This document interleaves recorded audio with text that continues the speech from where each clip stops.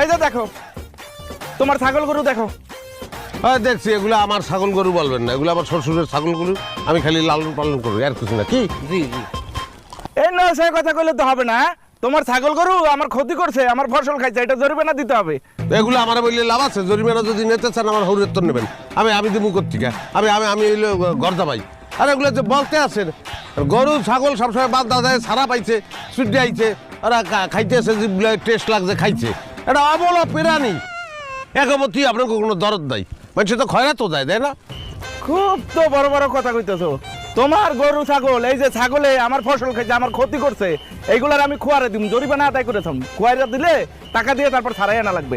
আর ওই জামশেদ কাকার লগে আমার দেখাও, আমি তোমার কথা বলবো যে তুমি কি কাহিনী করছো, আমি বলবো তার কাছে। এই দেখেন, একটা অপরাধের লিগে দুইটা বিচার কোনোদিন হয় না, কোনোদিন হয় না। আপনি খোয়ারেও দেবেন, আবার আমার হোটেলেও বিচার দেবেন, দুইটা তো হইতে পারে না। শোনেন,